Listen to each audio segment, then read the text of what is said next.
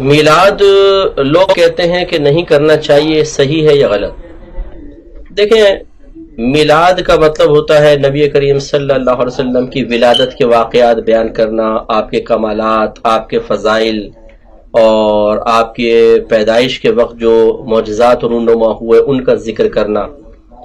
تو یہ کیسے ناجائز ہو سکتا ہے؟ آپ خود سوچئے، اگر ناجائز ہوتا تو یہ باتیں قرآن میں کیسے ہیں؟ اللہ تعالیٰ نے سرکار کے کمالات کو ظاہر فرمایا، آپ کی فضیلت بیان فرمائی قرآن میں، اگر اس قرآن کو ہم بیان کر رہے ہوں تو کیسے ناجائز ہوگا؟ تو یہ میلاد منانا بالکل شرعاً جائز ہے، بالکل کوئی ناجائز نہیں ہے۔ جو یہ کہے، اب ایک اصول آپ یاد رکھیں ہمارے ہاں، اور جو آپ کے ینگ بچے ہیں ان کو بھی آپ یہ سمجھائیں کہ بعض لوگ کہتے ہیں کہ بھئی میلاد جائز ہے، آپ کہتے ہیں جائز، وہ کہتے ہیں ثبوت لاؤ۔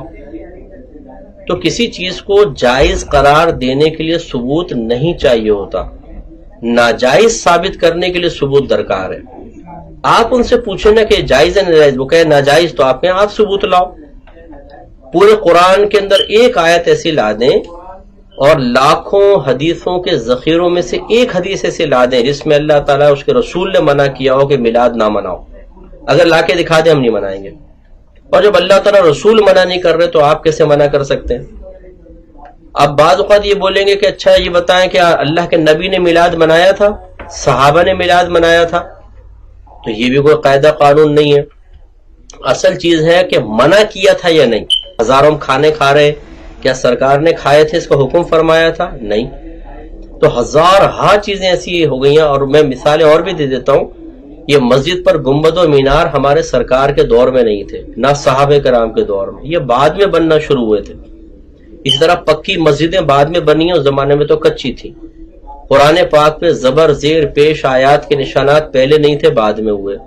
6 کلمے اس طرح ایمان مفصل، ایمان مجمل پہلے نہیں تھی، بعد میں ہوئے۔ اسی طرح جو دارالعلوم قائم ہوئے، ان کے سلیبس مختلف کتابیں پڑھانا بعد میں۔ ایسے ہی بخاری، مسلم، ترمذی، نسائی، ابو داؤد، ابن ماجہ جو حدیث کے مجموعے ہیں، یہ بعد میں جمع ہوئے، پہلے تو نہ سرکار نے حکم دیا نہ سرکار کے زمانے میں تھے۔ یہ سب تو ہو جائیں جائز، اور میلاد منانا اس لیے ناجائز ہو جائے کہ جی سرکار نے نہیں منائی، یہ غلط بات ہے۔ ہمارے نبی کریم صلی اللہ علیہ وسلم نے اگر کسی کام سے منع نہیں فرمایا، اللہ نے منع نہیں کیا، تو یہی اس کام کے جائز ہونے کی دلیل ہوتا ہے۔ تو لہٰذا میلاد مصطفیٰ صلی اللہ علیہ وسلم منانے میں شرعاً کوئی حرج نہیں ہے۔ ہاں، اگر کوئی اپنے پاس سے جہالت میں اس میں غلط چیز شامل کرے تو ہم اس کو غلط چیز کو غلط ضرور کہیں گے، لیکن میلاد مصطفیٰ صلی اللہ علیہ وسلم میں کوئی چیز ایسی غلط نہیں ہے جس کو منع کیا جائے، لہٰذا جو یہ کہتا ہے وہ غلط ہے۔ اچھا، بعض لوگ آپ سے کہیں گے اچھا بخاری میں دکھا دو، ہم مان جائیں گے۔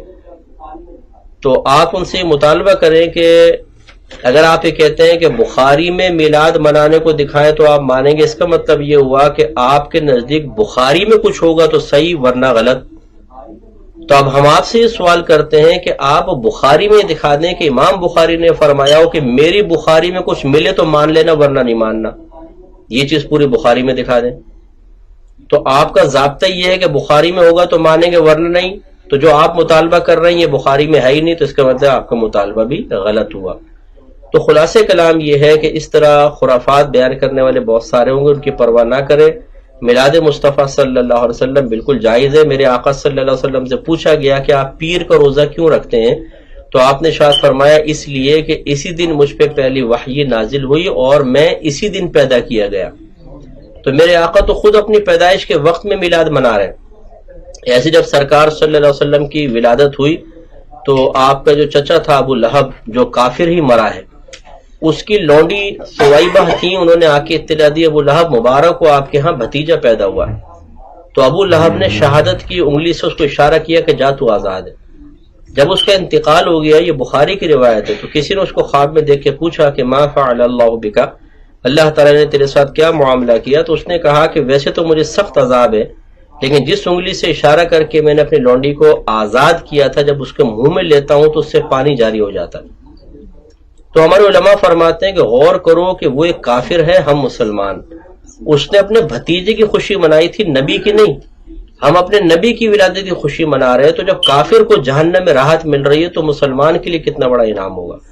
تو اس لیے اس قسم کی باتوں پہ دھیان نہ دیں، آپ بالکل میلاد منائیں، بڑی گھر میں برکت ہوتی ہے الحمدللہ، اور اللہ تعالیٰ اس کے بدلے میں بہت کچھ عطا فرماتا ہے، جو کرتے ہیں وہ اس کی برکات محسوس بھی